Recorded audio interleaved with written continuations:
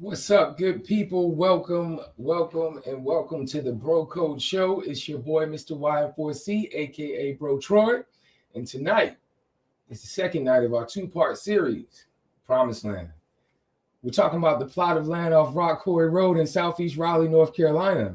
This land is home to the Southeast Raleigh YMCA, the Southeast Raleigh Elementary School. And tonight we'll be talking to some key stakeholders that form together similar to like Voltron or Transformers to create an ecosystem of learning, living, and physical activity. Tonight, we have the pleasure of talking to the director of the quarterback organization, the Southeast Raleigh Promise, and a few of the young people that have worked closely within the organization. Tonight, they will share life before and during the pandemic, and of course, the future for Promise Beacon Lane in Southeast Raleigh, North Carolina. Now, tonight's show, sponsored by Tony's Taps. Shout out to Tony's Taps and Oyster in Cary, North Carolina. Much love to the owners, Kevin and Janelle.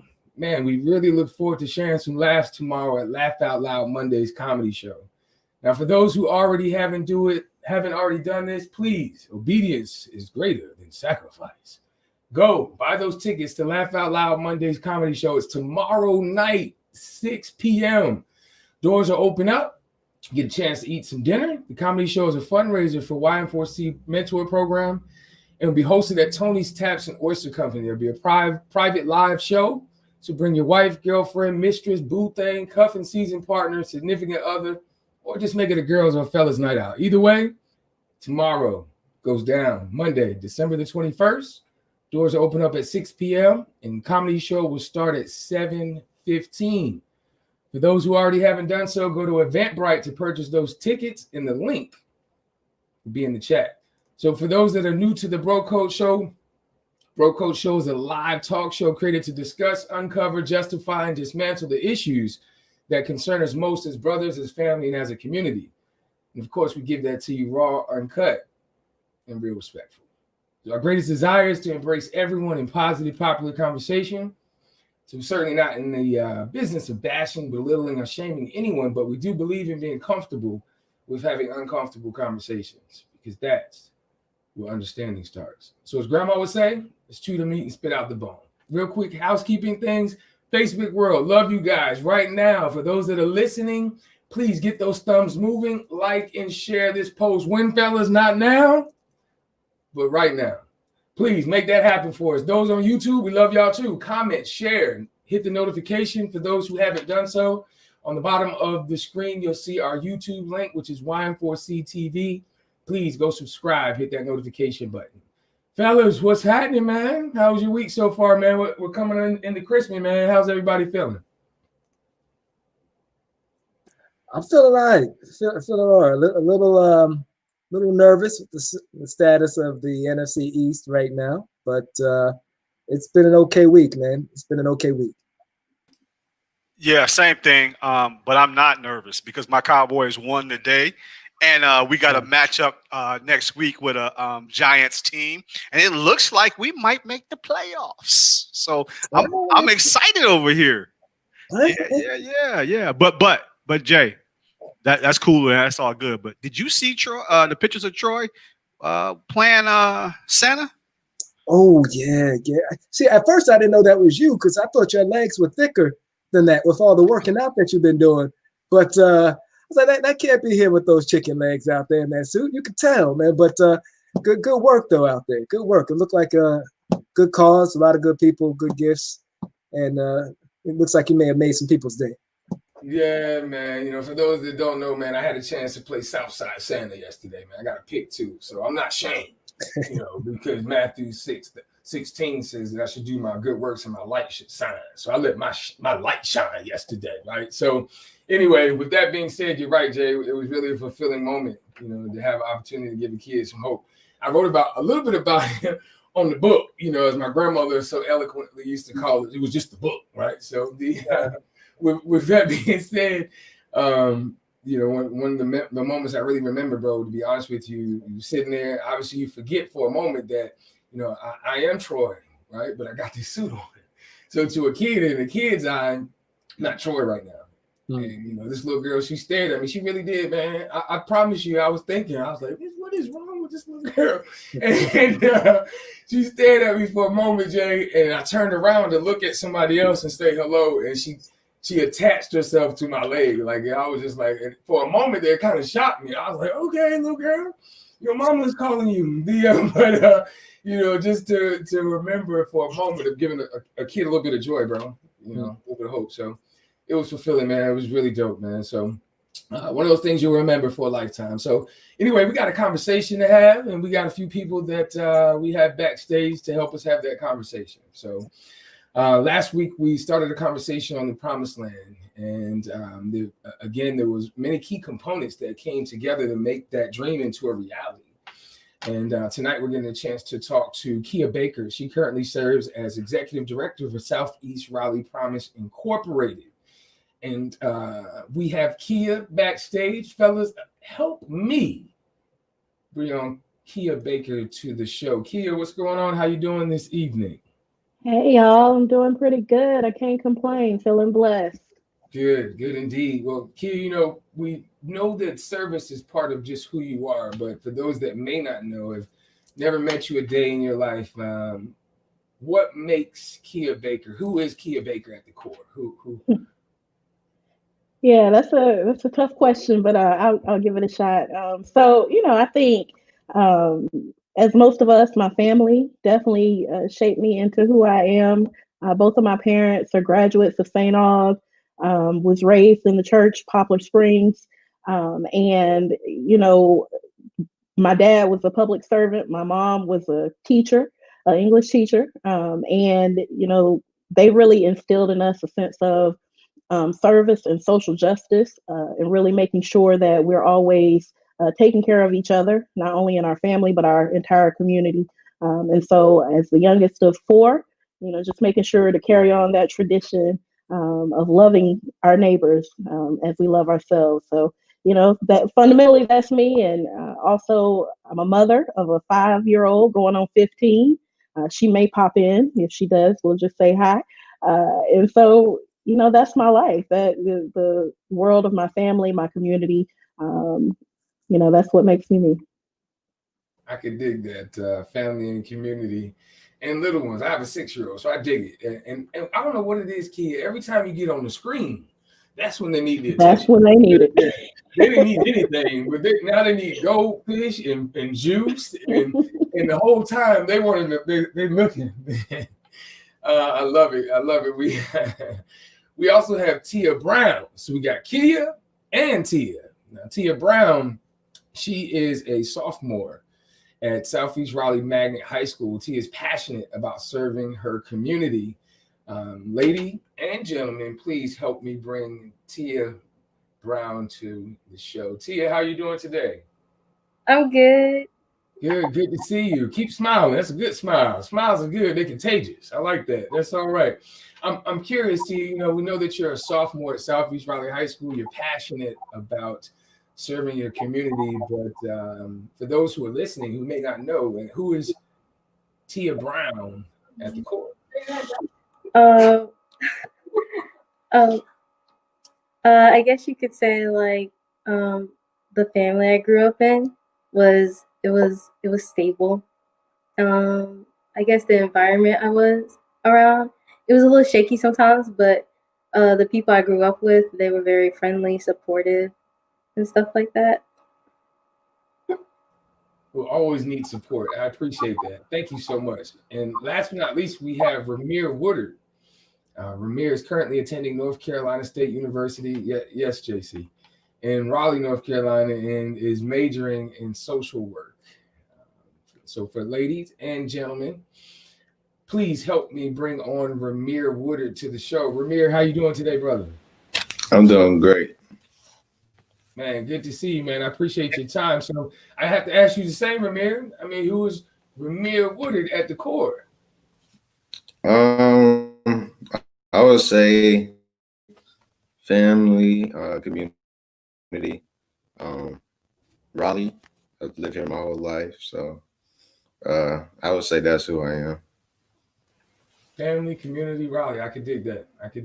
All right. Well, as Grandma would say, man, let's chew the meat and spit out the bone. JC, what you got, brother? I'm excited to keep up the conversation.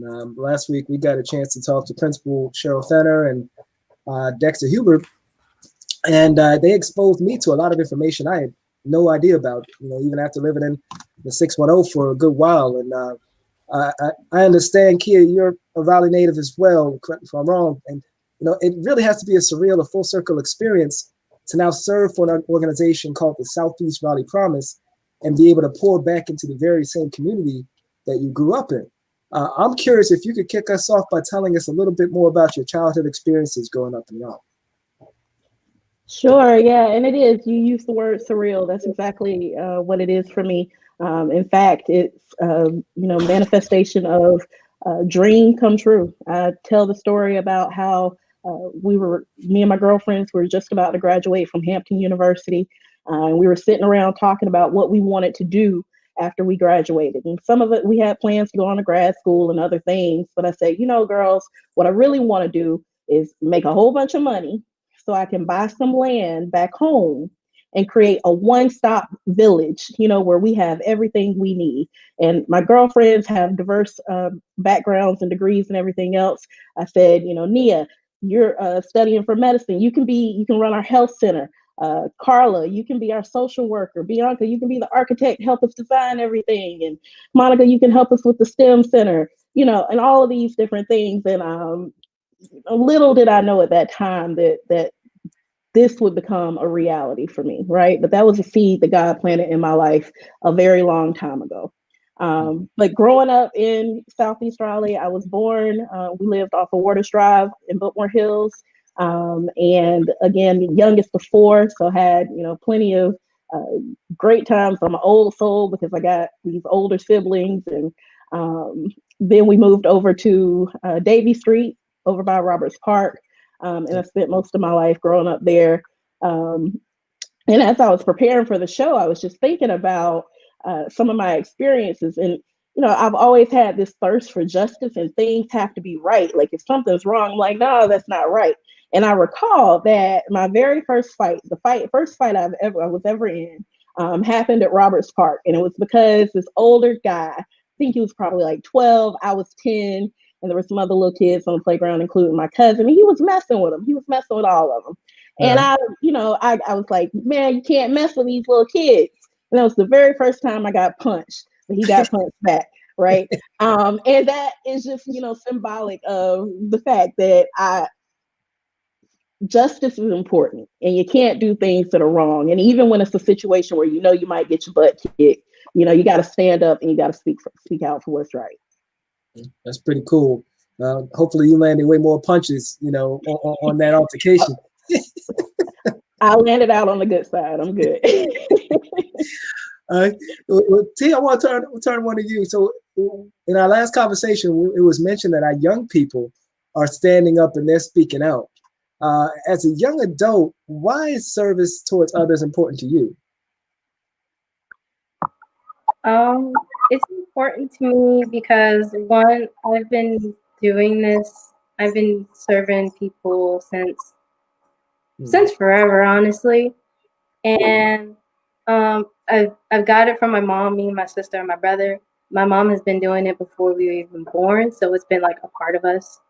And the reason why I feel like it's still necessary for me to do it is because one, a lot of people out there are going through some stuff, and like for me, as young as I am, to know that I get to help with that is really good. And also you get to experience like people's stories firsthand, and you get to kind of like have a visual of what life was like for them firsthand. And so you could be like more open-minded at the end of the day, and you can't take as much stuff for granted as you used to. Now you mentioned in your bio that your worldview is based on how you classify yourself. Can you tell us a little bit more about what you meant by that? I would say like the minute you're born, the world already has information on you, like how much you weigh, your race, your parents' economic success right there, the social class. And with all that stuff, people would like put stereotypes in their head and say, okay, this child is going to get this place, this child is going to get this far. and it's kind of sad for people to think about that, but then they start to feel happy for you when you succeed and pass their expectations, when it could have been a lot better if they were just there since day one. I get you. I love that. I love that. Don't let other people define you. Let yourself define, and your works define you. Essentially, that's pretty cool. Well, we come back to Kia real quick. Now, you talked a little bit about your influences. Was there one particular moment that kind of prompted you more towards a life of service than any other? It's a lot of different things.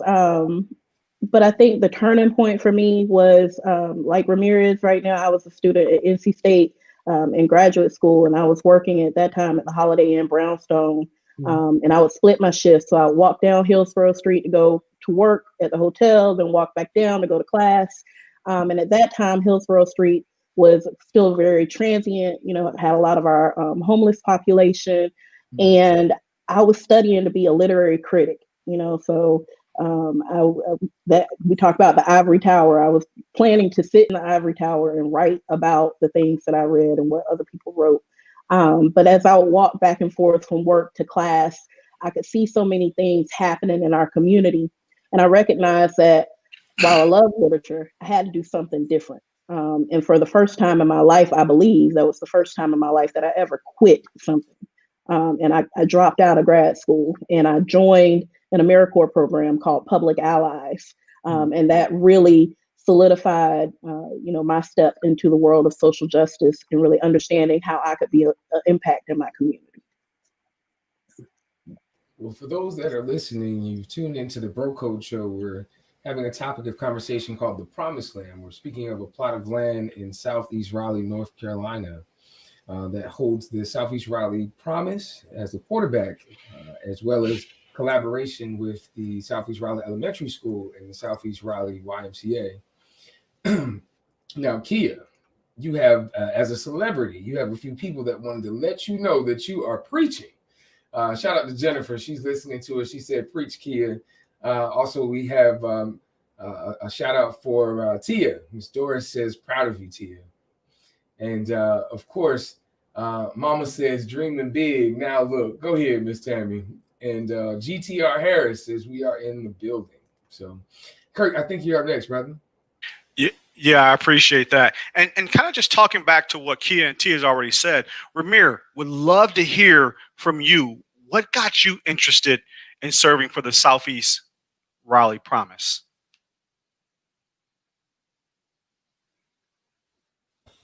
I think mostly the vision.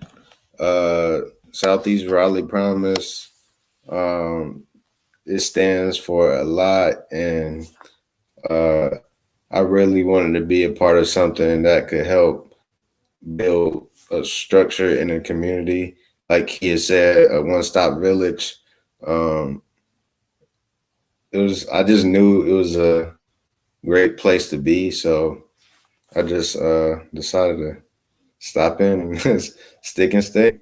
So Ramir, that's awesome, man. When you like just seeing that area, we talked about it last week with Principal Finner and Dexter. Just seeing how that area and that vision is coming into play is amazing. Can you share with us, maybe, Ramir, your most memorable work so far with the Southeast Raleigh Promise? Honestly, I would say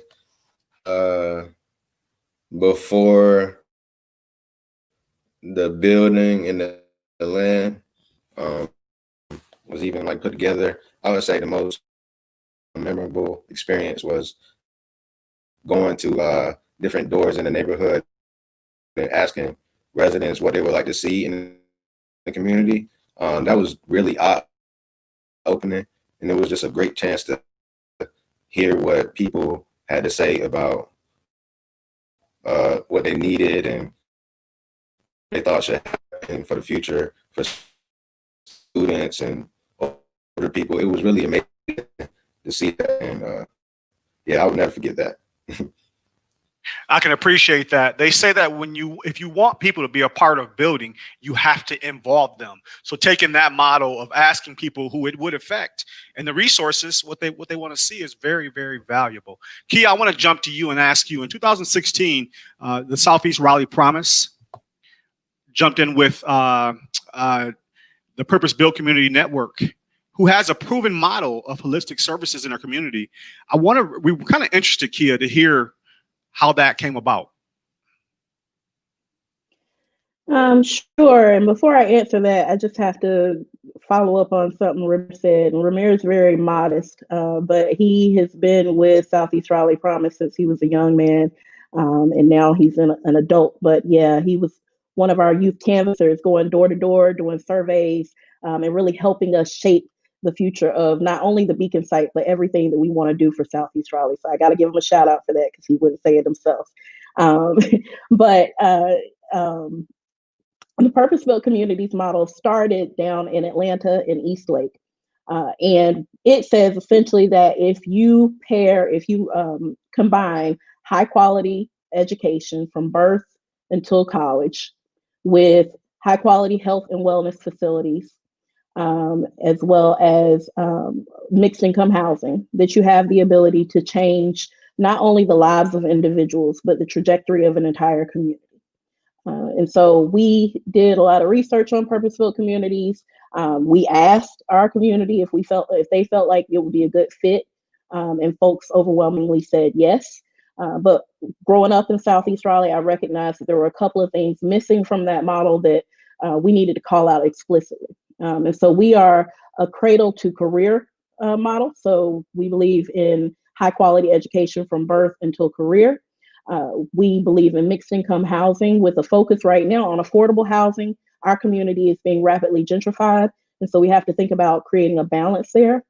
High quality health and wellness, but also we got to focus on expanding economic opportunity. We can't end the cycle of intergenerational poverty if we're not building the wealth of the individuals who live in our community. So that's not just an increased paycheck, but that is an increase in actual wealth for the individuals and families in our community, and collective wealth, so that we have ownership of things in Southeast Raleigh. And then the last that we added was leadership development. It's very important that we create leaders for tomorrow. We cannot create a sustainable community that is healthy if our young folks don't have the skills that they need to be advocates for change, and to stand up for the things that they know are right. And so leadership is a very important part of what we do. Kia, thank you for that. You know, I read your bio, and in your bio, it says many of things, all things community.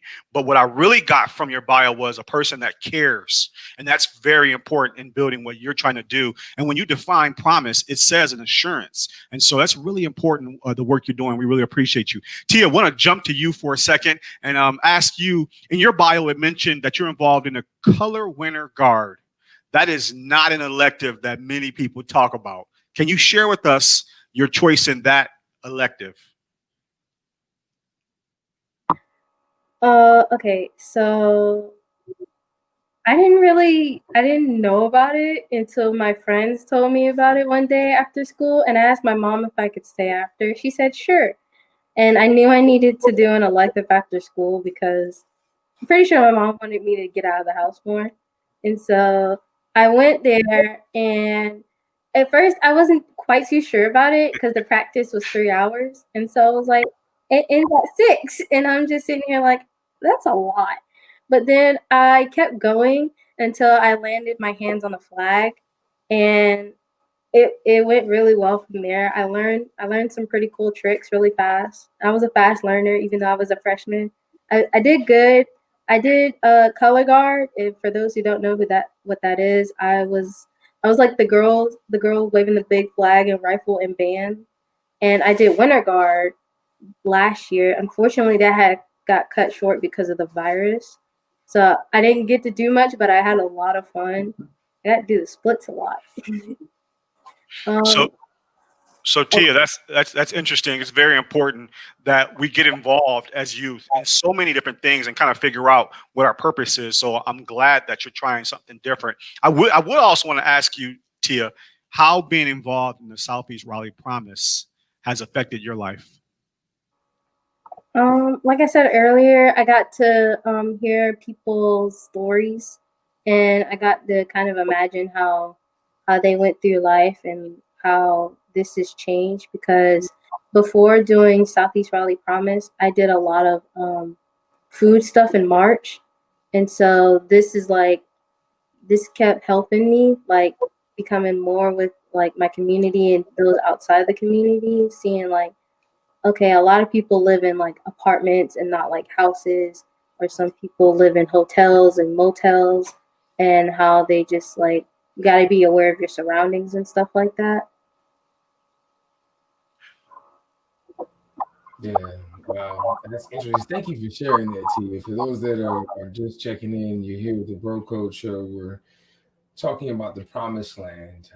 We're digging deeper into the quarterback club, the Southeast Raleigh Promise Incorporated. Ramir, I kind of want to ask you that same question, man. I appreciate your humility, but if you don't mind peeling back that lens, brother, I would greatly appreciate it. But how is you major in social work. You're a native of Southeast Raleigh. Tia spoke about it from her perspective, but I'm curious from your perspective, how has being part of the Southeast Raleigh Promise and organizations such as that impacted your life? Has influenced you to major in social work? Tell us about that. Yes, it has influenced me to major in social work. Honestly, when I was thinking about college, I didn't really have a good sense of what I wanted to do, but I knew I wanted to be able to help the community out in some way. So social work was that lane for me, and I feel like the work at Southeast Raleigh Promise coincides directly with that, and it's helping me become a better person because I'm learning more about what other people are going through, and I'm learning more about different ways that I can assist others. So yeah, it's really helped me grow and learn a lot. I can dig that, man. You find your way of service by putting in your position to serve and gaining empathy to understand someone else's story. So I can certainly dig that. Jennifer, we see you. Jennifer says, Village Vision. She put hashtag on the thing too. She says, grateful for our youth doing this work with the community, with the smiley face. Go ahead, Jennifer. Miss Tammy, you are on it. Says, thanks, Ramir, for your dedication to the community. And also says, speak on it, Miss Kia. Generational wealth and leadership development is just a few key components in a mindset change in a purpose-built community. I actually had to go do my due diligence, man. And this is the framework that Kia was speaking of, that framework of those components that come together to build that solid foundation, if you may. And, just like anything else, it takes all of these things collectively to change and work towards that progressive change. So for those that haven't had an opportunity actually putting what she's speaking of to sight, this is that framework for those promising futures. So for those that are just checking in, we want to switch gears just a little bit, man. We want to keep it a little bit light. Got laugh and smile. Remember, laughter is food for the soul. We should strive to eat more. With that being said, this segment's called Would You Rather? We're going to go around the room. Probably start with the ladies. Just prepare yourself, try to be gentlemen, if you may. So it says, would you rather have one wish granted today or 3 wishes granted 10 years from now? For those that are listening, please join in. I'd love to hear your thoughts. So would you rather have 1 wish granted today or 3 wishes granted 10 years from now? So we got the Tia Kia combination. We're gonna let the Tia go first. What you got, Tia? What would you rather have? I would rather have 1 wish granted today. Can I stretch you and ask you what it would be? I have 2 wishes I could think of right now. The first one would be like, the easy one, 100 wishes. Or the second one could be, if I could see, like, it's hard for me to explain, if I could see the outcomes of my choices, like all the different kind of outcomes. That's all right. And I dig that to you, Yeah. right? The easy one is just to ask for more wishes. No. We got to put a caveat on that. You can't ask for more wishes. That wasn't part of the question, you know, right? I'm right. just asking for Even wishes. the genie in Aladdin told you can't ask but yeah, for more Aladdin does say you can't do that. You can't. Yeah, that's a So, genie no-no. Kia, right how there. about you? What do you think? About one wish today or 10 years from now? You know, I gotta have questions. Like, do I have to decide what the 3 wishes are today, or do I decide 10 years from now? What's going on? I guess if we had to define it, you only use it at the time that you're allotted them. So the same time that you're allotted the wish today, if you defer, then you have to wait 10 years. Okay. All right. Well, then I would say 1 wish right now. And that 1 wish would hopefully lead to the 3 wishes later. And that would be for this whole work that's going on right now of dismantling racism to happen within my lifetime, that we will truly dismantle racism and systemic injustice. I can dig that for sure. I think we can stop the show right there. So nonetheless, we want to hear from everyone else, man. Ramir, you look like your wheels are turning and you cracked a smile. So life is good. I want to hear from Ramir, brother. What 1 wish today or 10 years from now? I would say 1 wish today, just because it's so hard with three wishes, and then 10 years is a long wait period. So I'll say 1 wish. That wish is hard to say. It's hard to follow up with something like ending racism. Just because it's just like, it's so many other different things you could ask for, but what do you really need? I don't know, man. I would just say 1 wish. I can dig that. Kirk, what you got, bro? Yeah, like many people have said, run my wish now. I'm gonna need mine right now. And I love what some people in the chat are saying, but in the Bible, they asked Solomon what he wanted, and he said wisdom, because I think that I love Kia's answer, but there's so much going on in our world, and I really just want to have wisdom and how to approach all those areas. Well, I'm a buck the trend on this one. I'm a patient man, patient to a fault in some cases. I feel as if, even though I realize tomorrow's not promised, I could do way more good with them 3 wishes than I could with that 1. So I might sacrifice my wish today, have 9, 10 years to figure out what it is that could truly make a difference in the lives of people, and use those 3 wishes accordingly at that said time.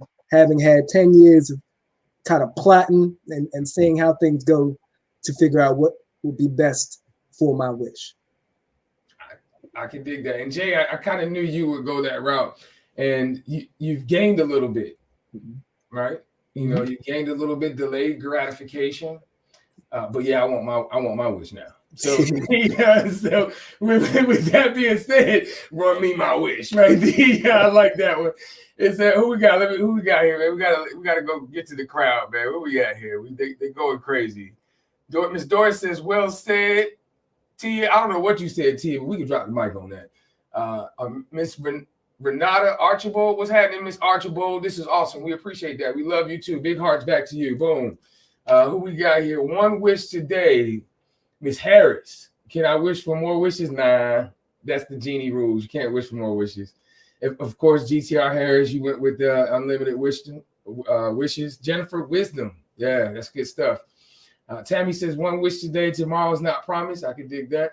And she also says, yes, Kia, powerful. Drop the mic. Yeah, and racism, man. We can unpack that conversation all day. Great answer, Kia. And give me my wish today. Believe that. Ramir, I'm curious, man. You in your bio, it made me smile when I read it, bro. you mentioned that you live by this quote. And the quote says, education is the passport to the future, for tomorrow belongs to those who prepare for it today. Now, of course, that's none other than Malcolm X. Now, that's a powerful quote. What can those coming behind you take from it? I would say not taking history for granted and taking the time to learn things, because they will help you succeed in the future. Like learning things that happened in the past could prevent you from making mistakes, easy mistakes in the future. So to me, it's just really showing how you can look at easy things that have already happened and use them to make your life easier in the future. I appreciate that, man. I'm curious, is there anything in your experience, man, you're a young man, you're working for progressive change, you know, you want to make a difference and you're doing that consistently. But in your life that you know, when you say you live by that, man, how is that taken? If you can explain that to us, if that makes sense, how has that played out in your life? How has that quote impacted you personally? I would say getting into the habit of reading different authors. It has helped me like build a framework for how to think about things. It's really helped me like grow and think as a person. So that's what I would say. I can dig that. I appreciate that. Jamie says, well said, Tia. Life is all about our decisions. Wishing to know the outcome of your decisions is pretty intuitive. So shouts out to you. And right now, Ramir, you're at NC State, is that right? Yes, sir. Yeah, and you're studying social work. You know, we know, you talked about it earlier, how some of the work that you've done in the past has led you up to wanting to pursue that as a career. Mm-hmm. But I'm curious, you know, is there any plans?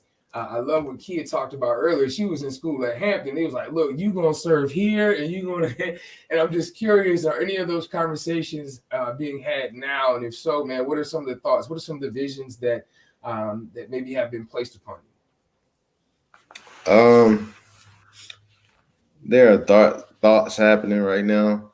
I don't I don't really have any visions to share right here, but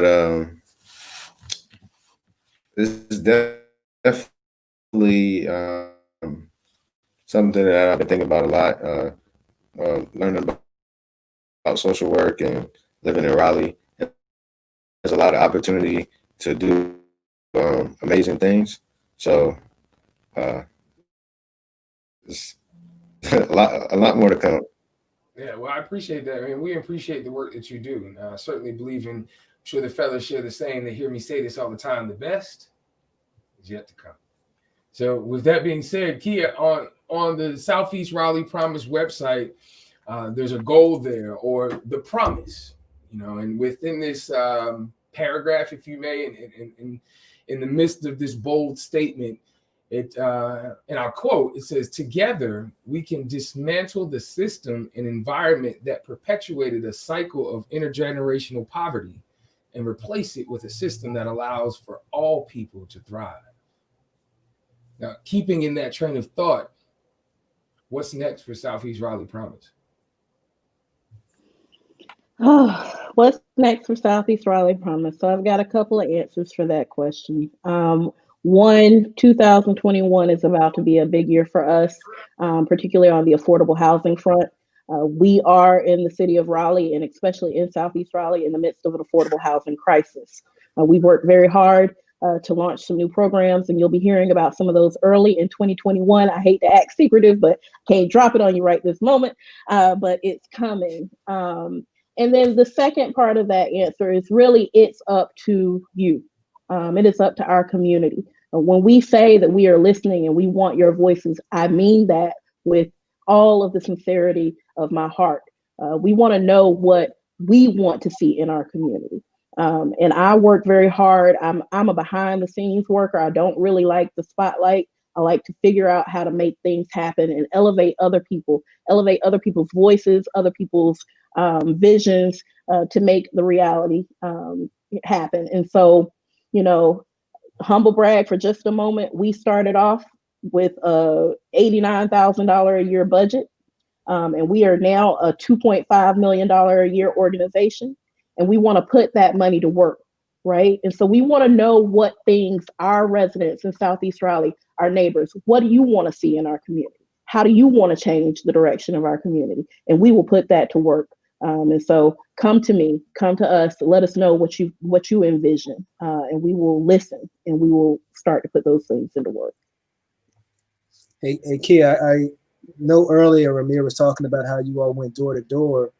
How are you now soliciting the community? Is the door to door approach still happening? Are you engaging through some sort of call outs? Like how do people get a hold of you? And yeah, it's a challenge right now, of course, during the pandemic.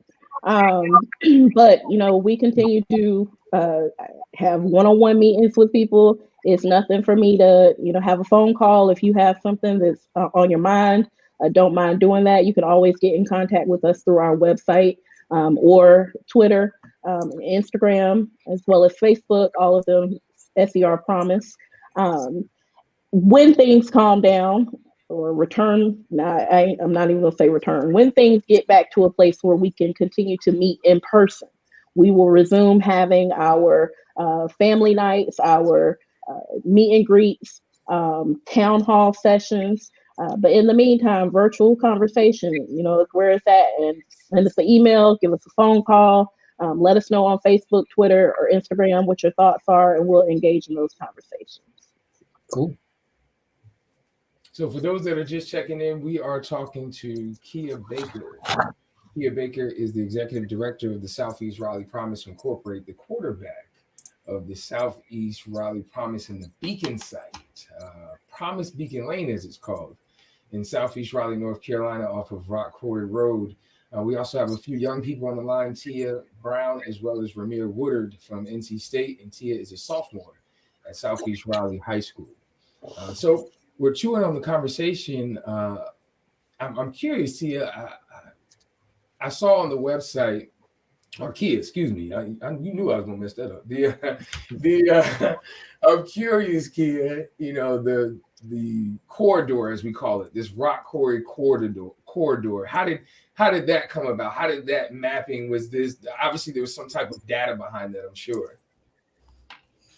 Yeah, that's right. So the Rock Quarry, what we call the Rock Quarry Road corridor, which nobody was calling that before, so we've done a good job of getting that name out there, consists of 6 census tracts, moving from the north, stopping at about New Bern Avenue, where I call Heart Attack Alley. You got your Bojangles, KFC, churches, all of that, you know, all the way down to the southern end at Sunnybrook.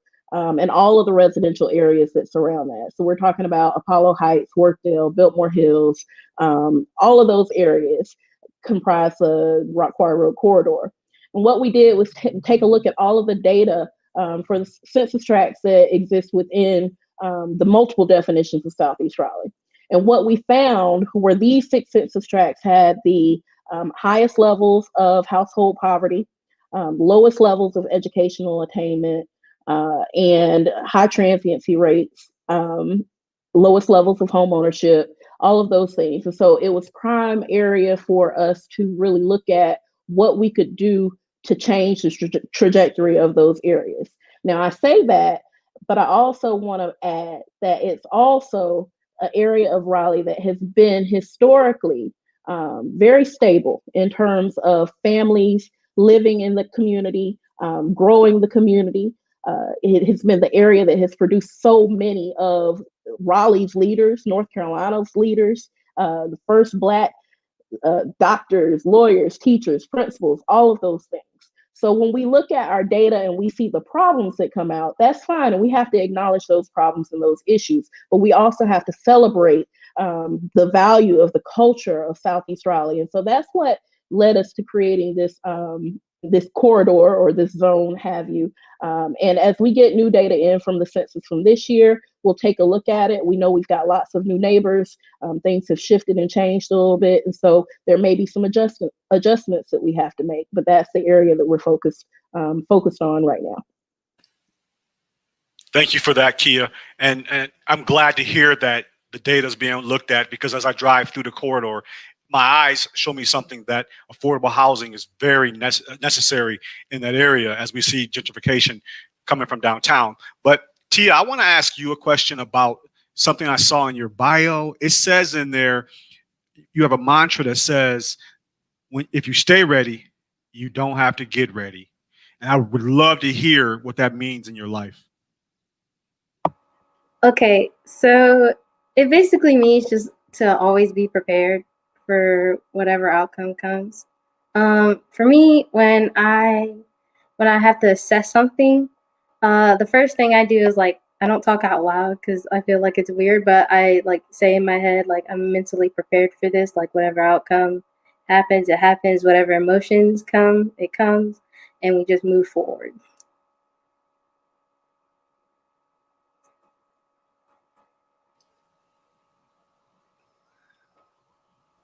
Mute, bro. Yes. Dang, they got me finally. All right, well, good. Because Tia, let me follow up a little bit more. I'm curious, what's been your best memory of your service-related activities so far? My best memory, probably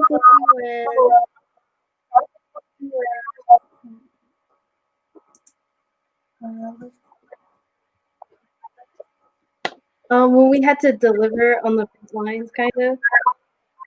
We had to go on a bus, and that was really fun. I had to stand in the back of the bus where all the boxes were to make sure they wouldn't fall over, and that was really fun for me. That's pretty cool. Ramir, outside from having one of the best quarantine beards I've seen in a while, I'm curious if you could tell us a little bit more about one of your best memories of service. I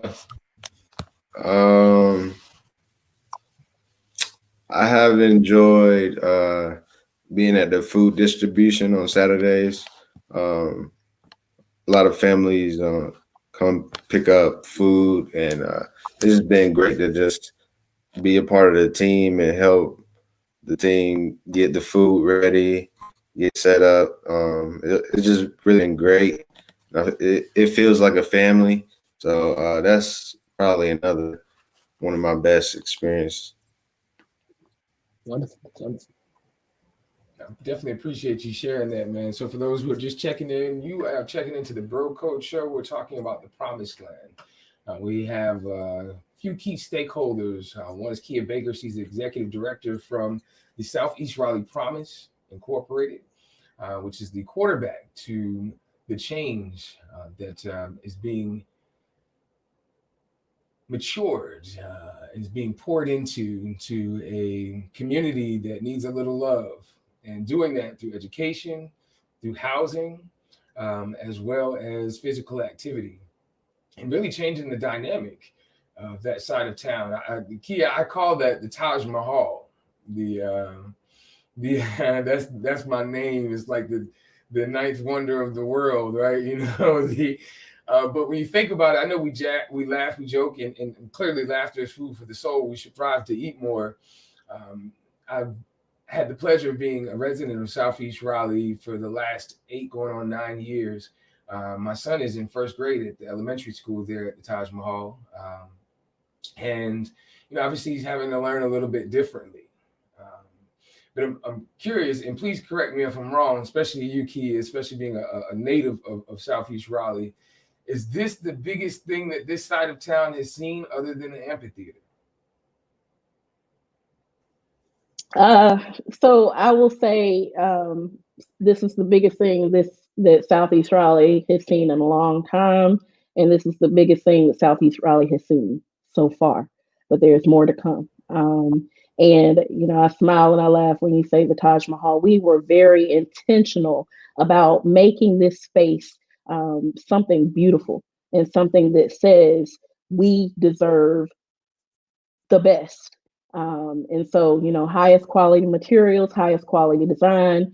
Hopefully, when you enter the site and walk around the buildings, you feel like you're in a place that was built for royalty, because we are, and we deserve the best. Our children deserve the best learning environment. We deserve the best places to live. We deserve the best places to grow, to work out, to learn, to spend our money, to create, all of those things. And so, you know, when we say that it's a beacon site, it's intended to be a beacon of light and a hope for a brighter future. But as I said, this is phase one. We've got so much more to come. Absolutely. The best is indeed yes to come. So thank you for that. I'm curious though, as we wrap this conversation up, I want to share some thoughts from our guests. Pretty much, I guess you could say some last thoughts you want to leave, some concerns, some thoughts you may have thought of as the conversation went on. I'll start with yourself, Ramir. Is there anything you want to leave with our guests? Is there any other quotes as a reader, as you spoke of earlier, and that thought process that you think of? Is there any things that you like to share with us? And also, if there's any information that you want to leave our viewers to keep in contact with? I would say just trying to get other people involved in Southeast Raleigh. That would be a great thing to do, just to help build up the community. We always need people to lead and learn to make the community better. So, indeed, together we're stronger. Young Tia, give us some of that wisdom you talked about. What you want to leave with the people?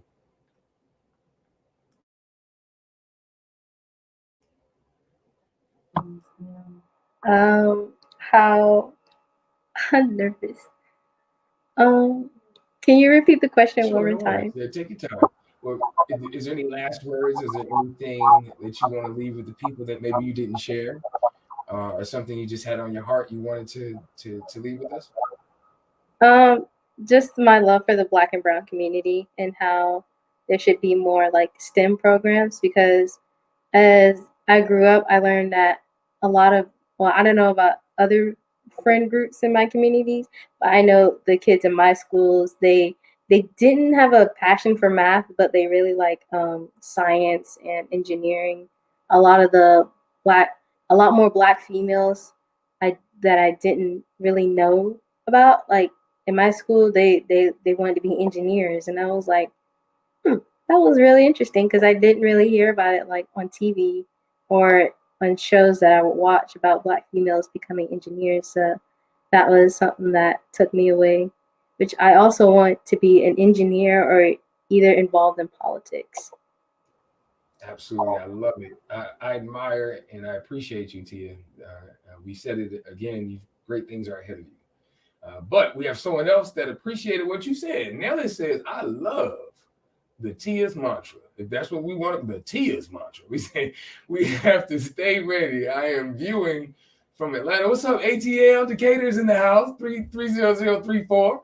And community uplifting and building is major here since the virus. I am so proud of the great things happening in Raleigh and the awesome participation. Keep pressing for community involvement and enrichment. That's dope.